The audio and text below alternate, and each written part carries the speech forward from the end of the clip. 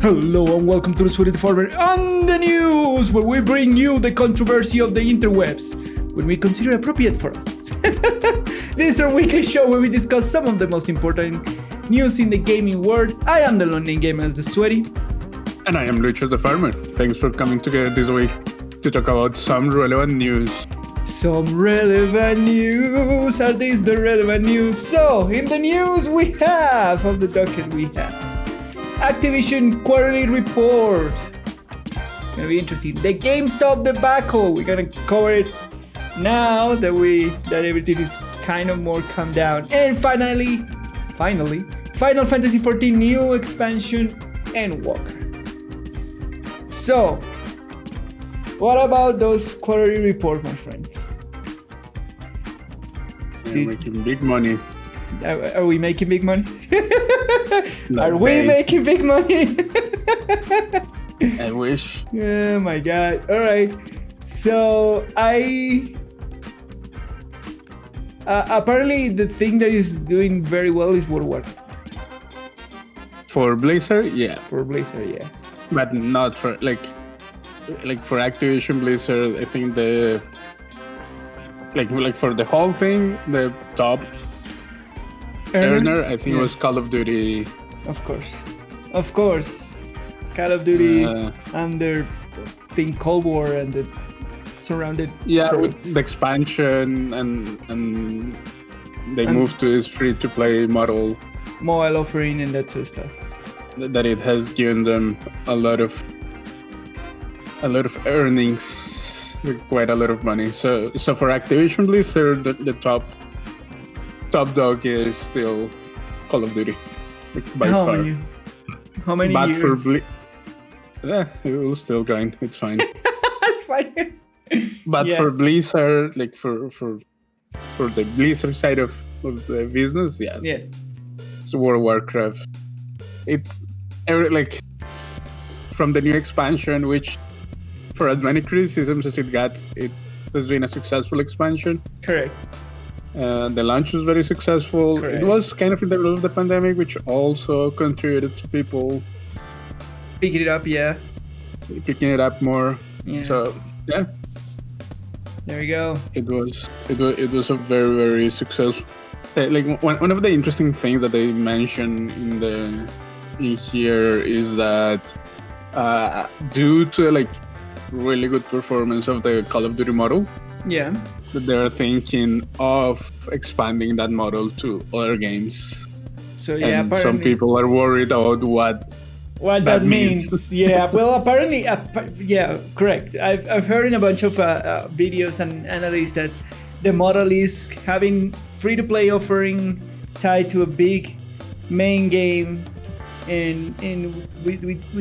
with the mobile inside the mobile market. So have a free-to-play offering in the mobile market and then have a big franchise on the other end. But things like, yes, that's good for driving revenue and that sort of stuff. But my worries is that they're forgetting that still Call of Duty is a good game, right? Yeah. It's not only it is growing because it has a mobile component and a free-to-play offering, but it is a good game. I mean, it is a good game, but it's not a revolutionary game. Yeah, it's not a revolutionary game, but it's a good game. That's my point. And they want to implement all these to drive up engagement, which makes sense. If you have something in your cell phone and then something in the main game, you are playing without having.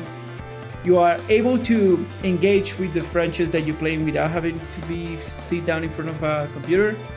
Well, of course, it's gonna drive engagement because people people feel that they're doing something for the game they like without having to devote absolute time to it. I like that makes sense. That's not. So of course they're gonna do it. But it's still No, but it's still Call of Duty. For as popular as it is and as good as it is, I wouldn't call it an amazing game. It's okay. Yeah, it's normal. Yeah, it's a normal game. Yeah. It's okay. It does what it does. Like, it know what it's doing, and what it does, Yeah. it's very good at. Yeah. But it's nothing like revolutionary at all. It's a very good shooter, but it doesn't have any new thing to it.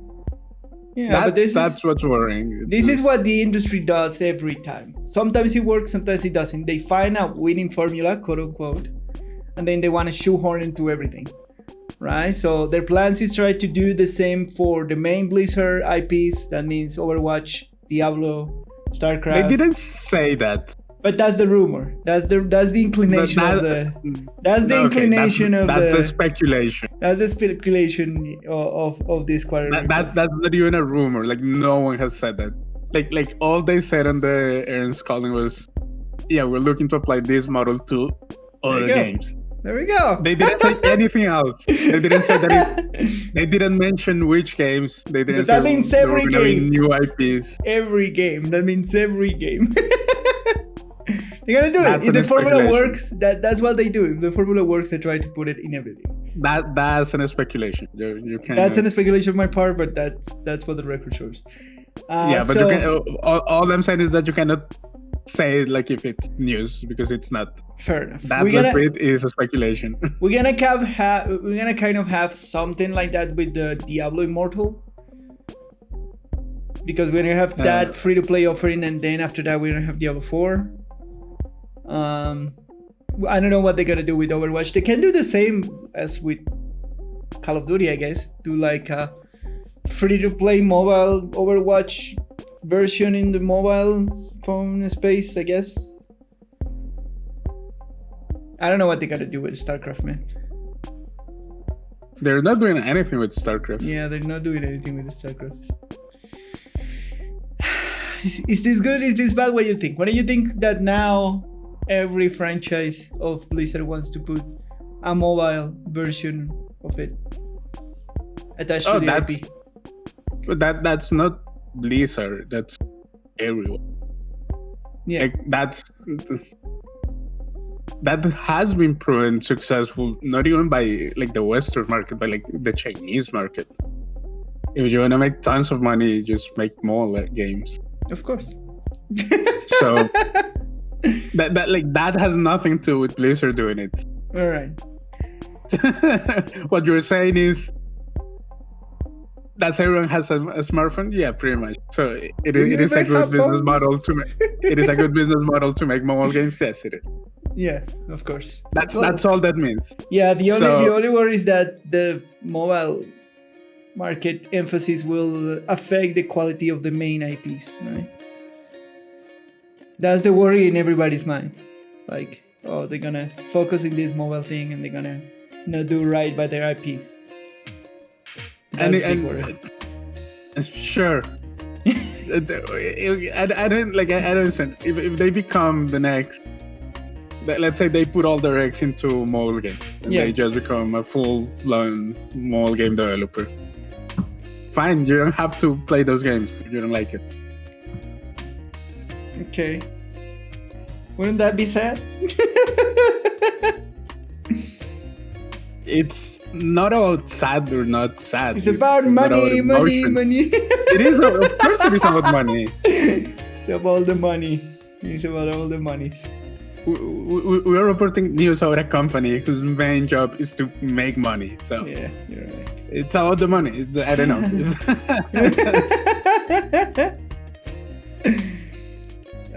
Do you think that games are like artistic endeavors, but at the end of the day, they're a business? Yeah. Funnily enough, like when they talk about the whole franchise, the engagement of the users in the franchise, apparently Blizzard is down 1 million in this quarter, which makes sense. Yes, they have a big entry with Shadowlands, but the other franchises are kind of like not driving any much more engagement. Like we don't have anything. But like all the other franchises are pretty much on the. Yeah, all the other franchises are silent. Overwatch and Diablo, and we have an official confirmation that neither Diablo 4 or Overwatch 2 will be released this year. So. Yeah, I'm not that. No, I'm not surprised at all for Diablo. I'm a little bit surprised for Overwatch, but not really. Like, but you already did say that Diablo 4 will come before Overwatch 2. We have you on record, my friend. Yeah, sure. Yeah. It will come before, but I don't know. Like the news cycle for the Diablo 4 updates have been super slow the last couple of months. That is true. That's what I'm saying. That I'm not surprised. Yeah, they promise a big update on the BlizzCon. The big one. Which we'll get a big update for sure. Yeah. I'm not saying it's not happening. I'm just saying that throughout the last couple of months, pretty much the last half of last year, we didn't get many big things from Diablo 4. It's gonna. I think it is gonna be a rough year for Blizzard because it's gonna be all supported by World of Warcraft. Here.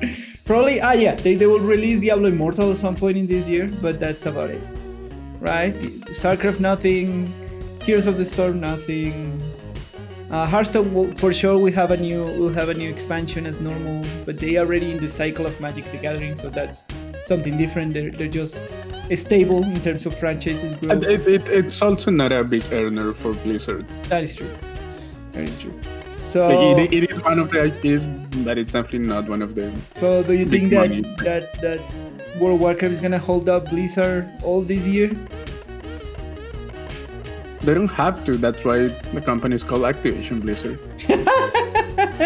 In terms of number, I'd say. In terms of number and engagement. Like, they're probably gonna announce... The rumors is that they're gonna probably announce the Burning Crusade Classic.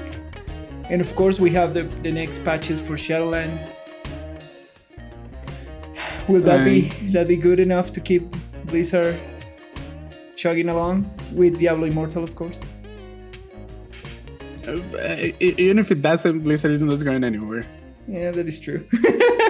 I don't know. Are they gonna have a rough year? Maybe, but that's why it's Activision Blizzard. Yeah, I'm talking in terms of numbers of that part of the business in particular. They're probably not gonna be that strong, but they probably know it as well. That's not news for them. Yeah. You're right. You're making it sound like if they don't know that it's gonna be rough. No, they probably know. Yeah, it's gonna be rough for them. It was probably a calculated risk. Yeah. That they knew, like, sure, they were not expecting the pandemic, but they knew that at some point they would have like two of their main IPs, both of their like main development at the same time. Overwatch 2 and Diablo 4 are like both stop it, and Overwatch 2 is gonna take a big hit because they're not gonna have any updates to the game till Overwatch 2 is released. No new heroes, maybe new maps, but no new heroes because they're not gonna put new heroes out till Overwatch 2, and the new heroes are a big drive for Overwatch. No one plays Overwatch. No one. No one plays. It's a game. It's been said here, ladies and gentlemen. No one plays Overwatch, says Lucho. 2021, February.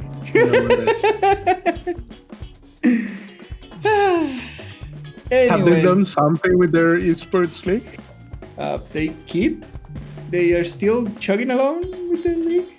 I haven't I think that I saw first season and the half of the second season of the league, and I stopped watching it because the game in this moment is very crappy play in general. So yeah, the league still exists. If you're asking me if they're still doing it, yes. No, but like it's a competition gonna come like on a regular schedule. Yeah. Did it get affected by the pandemic? It did, but they did the same thing as they did in League of Legends, where I don't know that. Yeah, they just did social distancing tournaments. So now, like these special houses where they put the players in. Okay. Yeah, and they play there.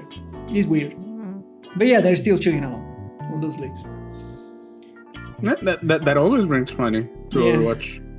Like even if the game is bad, people like following the league. That is true. I don't know how in engagement are they in terms of numbers, because They haven't reported that in quite a while, but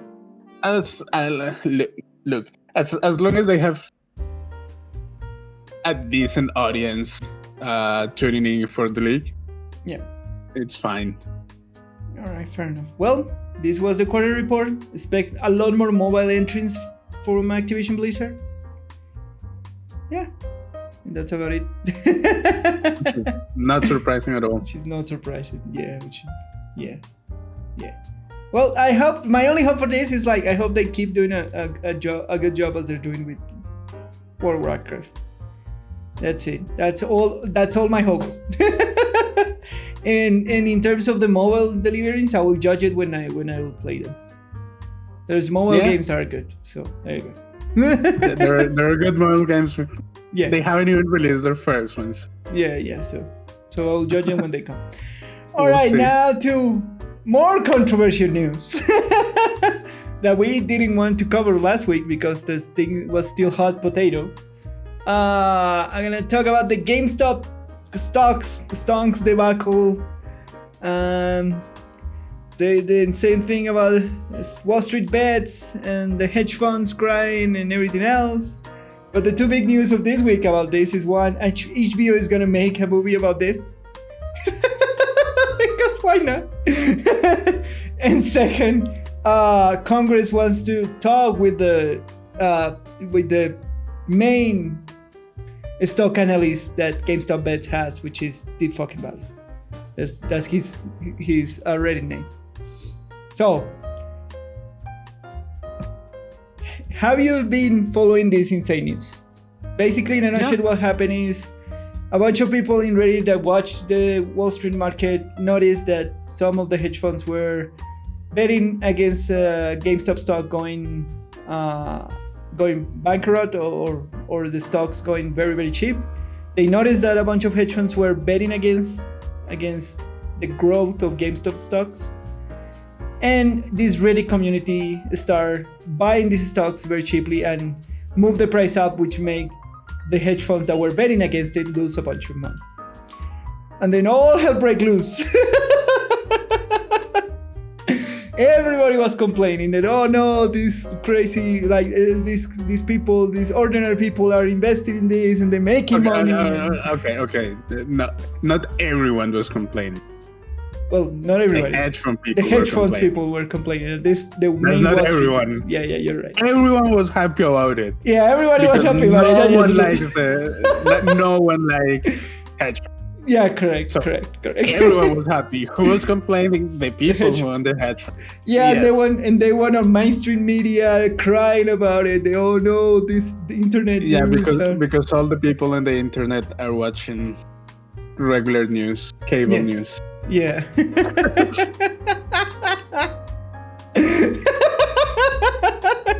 Because the people who spend time on Reddit are watching cable. Are watching television, of course. That's the audience. So and a bunch of normal people which catch the wave earlier or they were attentive to this phenomenon, made a bunch of money, paid his debts, and then the thing become about a political issue of punishing Wall Street for treating the free stock market as a gambling casino. With everybody knew that it was a gambling casino. The difference was that this time the normal people used the casino, and they start winning. No, that's not even the problem. Is that the hedge funds, they always influence the result. Correct. Of the investment. Yeah. So they were basically complaining, the complaint boiled down to, we try because now someone else is doing what we are doing. Correct. But it's not us. Exactly. That was that was the main complaint. That's the main complaint. They're manipulating the market. Yeah. And everyone was but isn't that the thing that you do that everyone ignores? But yes, correct. That you don't know. Yes, but we are in pro of the economy, and we need protection because the economy is gonna be destroyed. It's all bullshit.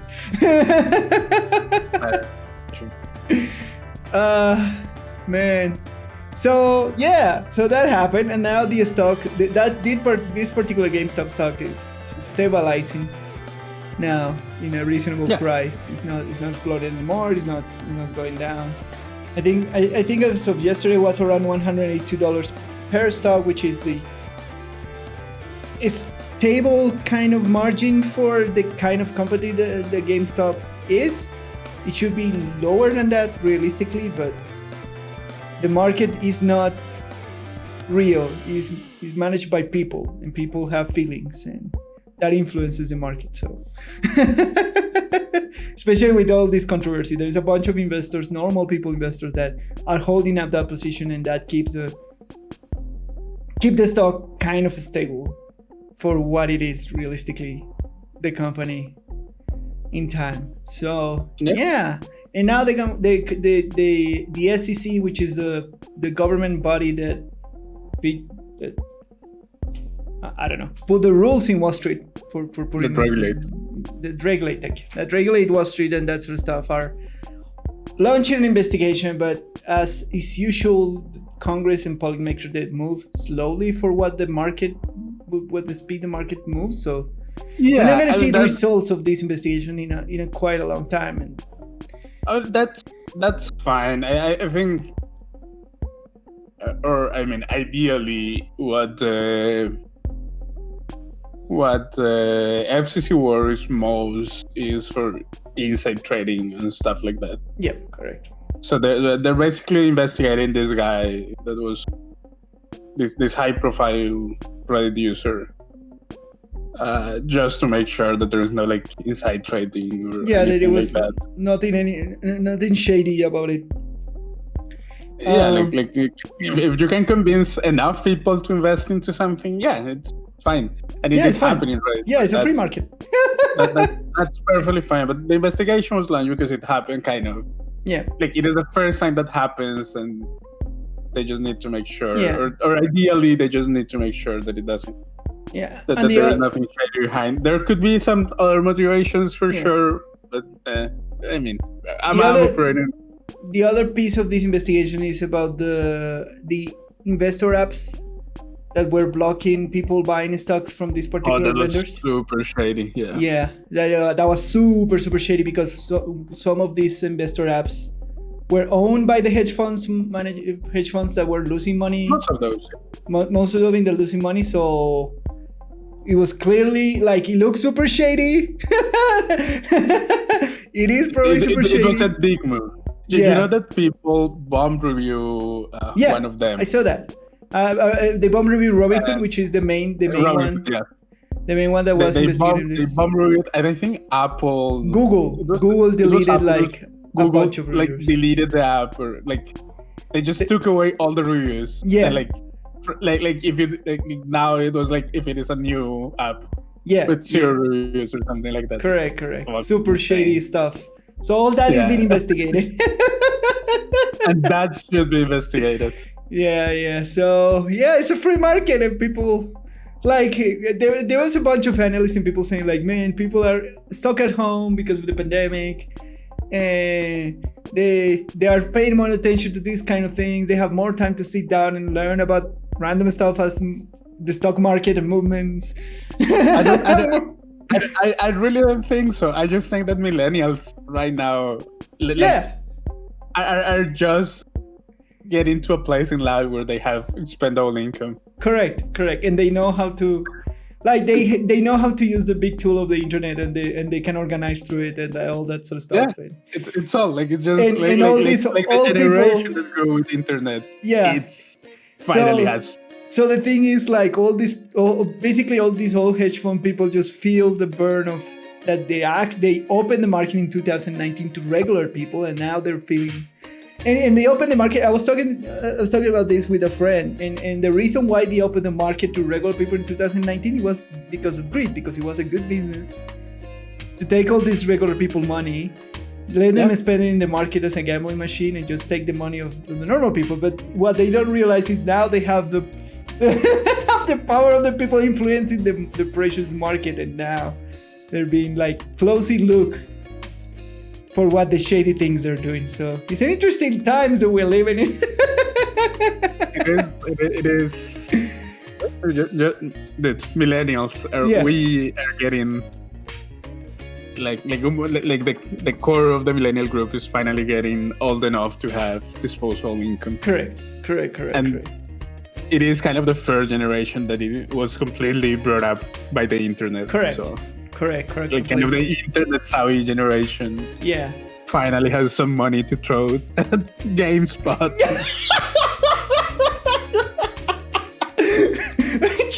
Which is the funny part of this, right? It's like, is this brick and mortar company that everybody hated at some point because like they have bad practices in terms of selling and changing games, and like their employees were awful, but like it was the perfect thing to rally behind. I don't know. It's crazy, man. It is nostalgic, like especially for people in the US. Yeah. It's just the store that you will go when you were a kid and you could look for games and of cool course stuff. Yeah, because right now everything is digital, but like for a lot of like millennial Americans, GameStop it's a nostalgia thing. Oh man, it's so funny. It's just like, and they did it at a less degree. They did it with other companies that's supposed to be like bankrupting in the pandemic with the AMC theater chain. The AMC was very good. Yeah. So, it was just funny and crazy, and now everything's kind of calmed down. The investigation is undergoing.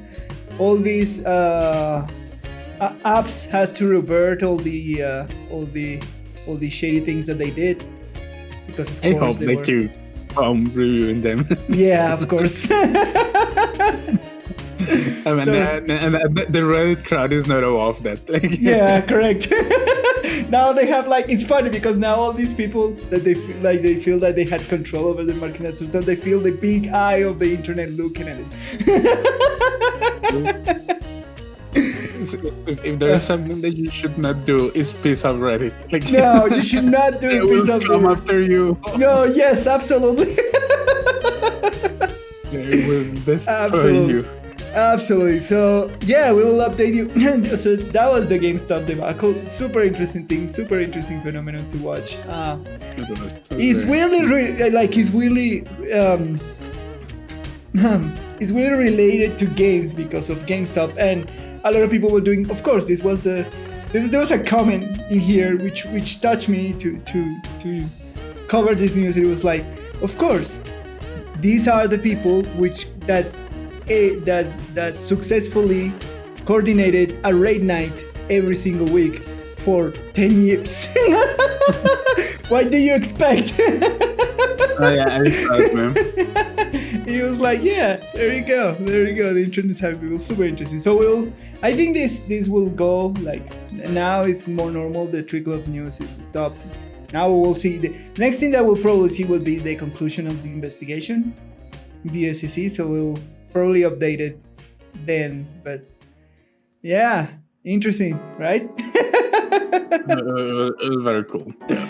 All right. So, and finally, for final news of today, the new Final Fantasy XIV expansion was revealed yesterday when we were recording this. So that'll be Friday, the 5th of February. Yep, February 5th. The Endwalker expansion, which ends the current story of Final Fantasy XIV from Realm Reborn. It will be the conclusion to the current arc. Correct. The current big story that they're trying to do. For our experience in Final Fantasy XIV,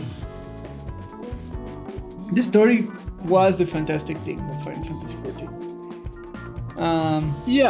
From what we experienced, or at least for me, the story was the most engaging part of the game. Correct. Like when I was playing, and I'll probably get back to it at some point. Yeah. I played that game mostly for the story more than anything else, like that dungeons or that sort of stuff. But the story is fantastic. It's so good for what we experienced. I think we experienced like 25% of the story, give it a take. I was making it to the end of the second expansion. Of the third one. Of the third expansion. Bloodborne? Yeah. Yeah, I was making it to the end of that one. So I was. That's probably a little bit past 50%. 50%, alright, yeah.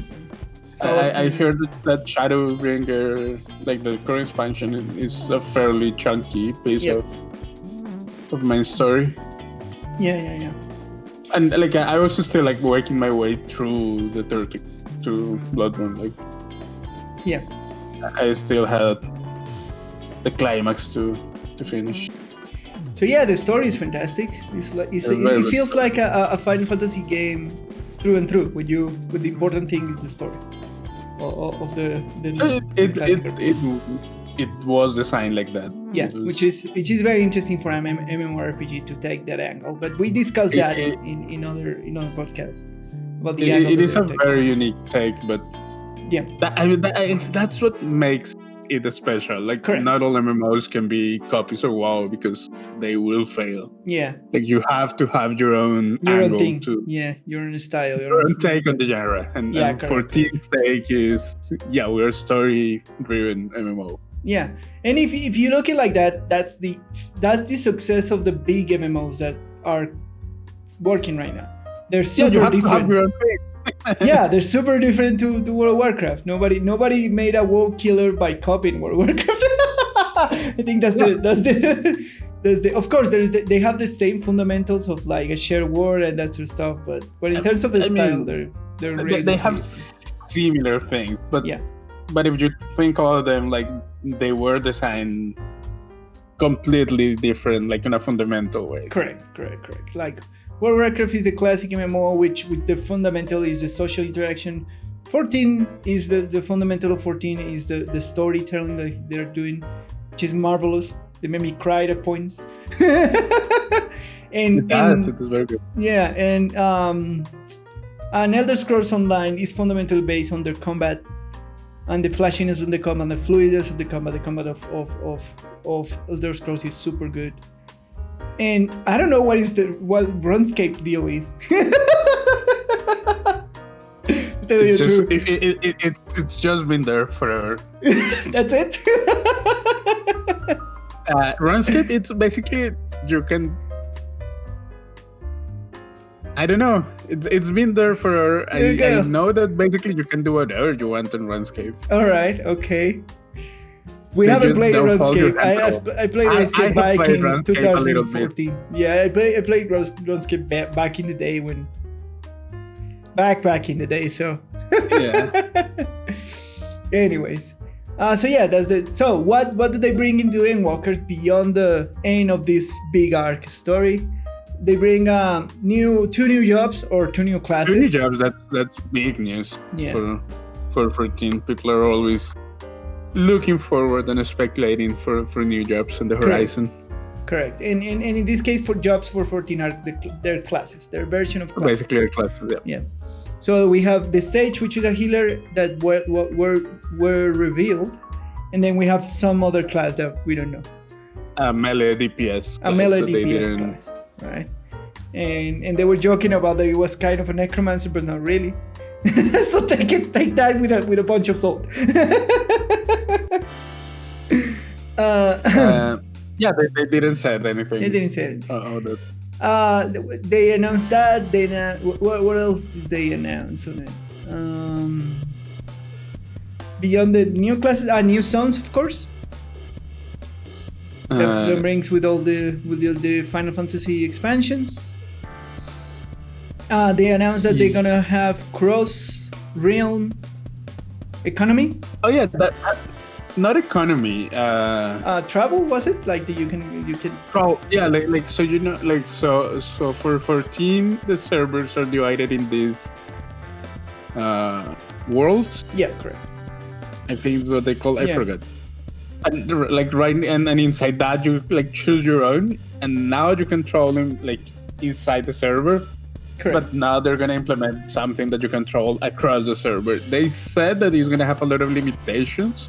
Yeah. So I'm guessing you're probably not gonna be able to take part in the market, like on the auction house market side of if you're visiting some server that is not your home server. Yeah. So that probably won't happen, but it's interesting. It was that model of not being able to play across regions, basically. Yes, is what the servers were designed for. It's pretty old school. It is just like a legacy thing of how servers used to work. Correct. When this came out. And it's just a technical limitation of of how things used to be. It's interesting that they're now finally moving to a more modern approach. Of course, the more chunky story, and that there's gonna be a Final Fantasy 14 version for PS5. And then if you own a PS5 and you have Final Fantasy 14, you can just play straight away when the beta comes, which is pretty soon, right? They just saw the little skit that they did when they announced it. The CEO came out. Yeah, that was super endearing. And he was like, no, but we can't reveal it. The CEO was like, I don't care. And the CEO. He was like, I have something to ask you. And he was like, it was cute, but that's so prepared. Super stage, of course. I find it endearing. Beyond if he was preparing or not, I find it like they have such a good relationship with Yoshida-san and such respect that they can just like plan these as kids. You know what I mean? for that sort of revealing. And I like that. It was a lot of fun. That's pretty cool. Basically, if you get a PS5 and you already have a PS4 account version of 14, you can just take everything and play 14 in 4K. I guess. Yeah, there you go. with all the speeds of the PlayStation 5 and all that sort of stuff, they're gonna have a beta pretty soon. You could play 14 in 4K right now if you play on PC. Correct.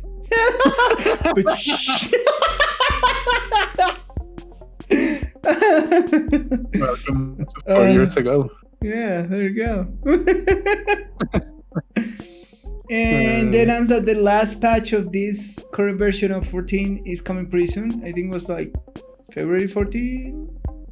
March, like March 16 was it? Yeah, because that's their thing. They announced the release, at least a release window for they said fall 2021. Yeah, this fall, which it's very soon. Correct, very very soon. That's very exciting.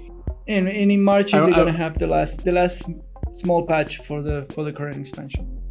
Yeah, the last patch with the story and the preparation for the next big expansion. Correct. But fall is exciting. I kind of want to get back to 14 and finish. I know, right? Finish the story, get caught up, and experience the new story when it comes out. Yeah. So, but the question is, in what point are we gonna stop playing World of Warcraft and have time for 14?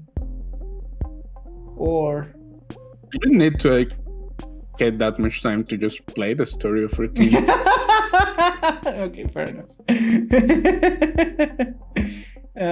I don't plan on like going and farming stuff and in 14. Yeah, it's because that's not what I'm planning so far. The story is super cool. I really like this game is very good.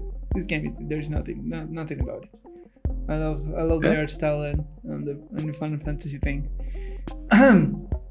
So yeah, that's what's happening. So for the last patch of this version of 14 on March 16, and then the next expansion of fall 2021. I will say what, November, December, you will say? fall. Maybe October, November, I would say. October, November. Yeah. So yeah, it looks super cool. They're gonna do. Everyone was expecting a summer release because all the previous expansions have been released during summer, like correct. June. So with the whole pandemic stuff, they have a delay. So yeah, like maybe like October, November release sounds reasonable. Sounds right. Yeah. So yeah, expect more from. They also 14. announced a stat squish, which was interesting. Yeah. The stat squish. So they have a problem of big numbers overflow on 14, and now they're gonna squish it. So they're gonna. So is it the season of a squish? It's like World of Warcraft did it. Now Final Fantasy 14 is doing it. Is it Elder Scrolls gonna squish something? That's what happens with number creep. Yeah, that's what happens when you have these long standing games for so many years. Yeah. You need to shave off some of those numbers. And yeah. Like Joshua spent a lot of time talking about it, like kind of explaining how it was gonna happen. It was very cool. Yeah, and it was good because less bugs and that sort of stuff. Yeah, he also announced that they're removing one piece of gear, which I thought was interesting. Yeah, they say that. I don't understand that part because I think we were in that point of the game. Like he speak about his slots, and I was like, okay. No. It just means that like in your gear inventory in 14. Yeah. You have like an inventory for each slot of gear that you have. Correct. Yes. So there is the belt slot that they just gone. They are gonna remove it. All right. So you have a certain amount of slots allocated to carrying around more belts. Basically, that was what's gonna happen with those slots. Are they gonna just disappear? What they say is no. We're gonna take 15 of them to the main weapon, 15 of them to something else. I forgot what they said. And that they were gonna keep 5 of them for reserve. Yeah. That they're just it's just like saving up like allocation space on the servers because that means. Yes. But it is nonetheless. It is very interesting that they're getting rid of like a whole slot. But yeah, it was not unexpected because apparently people were already requesting this, that the stats were not relevant enough, that it didn't provide anything really useful aside from like small stat increases. Yeah. So people were kind of asking for it, and they were probably also asking to remove rings. Yeah. Because they have the same problem. Are they only stat sticks, those slots? Yeah, basically. That's why, yeah. The rest of the thing has like materia and stuff. So more complex. Kind of like the bigger pieces you can upgrade and do things. Yeah, correct. But that makes sense. Also, you also explained that for rings, like rings have, like if you change rings in game, like the rings you can see them in the model. Yeah, correct. So he said that they consider removing rings, but they're not doing it because of that reason. Yeah, because you can see them. Which I thought it was basically a consideration of cosmetic. Yeah, because it's interesting because you can see color earrings and rings in the game. It's super interesting. Yeah, I remember. It's very cool. Yeah, it's very cool. Yeah, you're right. You can see your jewelry. You cannot see anything of that in World of Warcraft, but in 14 you can see all your jewelry. I think it's cool that you can see it, but I think it's very useless. Yeah, that's true. It's a pure cosmetic thing. No, but it's not even like it is not only purely cosmetic thing. It is a cosmetic part that you're not gonna see like 99% of the time. Yeah, unless you zoom out into the model, like onto the hand, into the model. Yeah, or the face. But really zoom in. I will argue that the color, like neck and earrings, are more visible than the rings. Nah, you're like, come on. When you're playing the game, you're usually looking at the back of your model. Yes, correct. But in cutscenes, you see your model with the rings, and it looks Fair pretty. enough. Yeah. I mean, they're not removing rings. Yeah. That's the whole reason, which is a fair reason. Yeah. And like, just part of me thinks, is it really worth it? All the trolls. Apparently, yes. Fair enough. Like if it were in my hands, I'll say, yeah, just take them away. But dude, that's more power to him. That's all I'm saying. There you go. And finally, they announced the Final Fantasy Global Festival, which is gonna go for March 13 to 16. All over the internet, they're gonna do this celebration of Final Fantasy 14, and they're gonna sell some cosmetic in it because people want to pay money for it. All this is free, like the festival and all these. I think the festival, like the little things for the festival, are free to access to take part. Correct. Too. But and they were selling this sell under 8-player mount apparently. And I was like, what? Yeah. What? Probably super expensive. Yeah. An 8-player mount. It was like, wow. What? I wonder. It's like, is it worth it? Like, is it practical to move 8-player in a mount? Probably not. Probably not, right? Because the only thing that you do with 8 players are raids. Yeah, and you probably like all teleport to the closest ether thingy. Yeah. I don't know. That was cool. It was cool. Like the design of the thing, super cool. Yeah, those things are there for the cool factor, not for their usefulness. Super interesting, man. I don't know. 14 is a great game. These guys are doing a fantastic job on this game. It is a very good game. Yeah, there's nothing about it. It's a very cool game. So we encourage you to check it out if you want to go into if you want to tell a very good story through an MMO frame. Absolutely. Yeah. And that's it for this week's news, my friend. That's all for this week's news with the Sweaty and the Farmer. My name is Lucho, and you can find me on Twitter at LuzGepolanco. And I'm the London Gamer, and you can find me on Twitter at the London Gamer. Don't forget to share, like, subscribe, click the notification bell. Do everything social that helps us with this content, and we love you a lot. Check our amazing coverage of news and share it with the world and with all your friends and people. Tell that you're hearing this amazing and interesting content, and then you're at least laughing with us or at us. Both things work. And thanks for coming to The Sweaty the Farmer and the news. See you next time. Bye.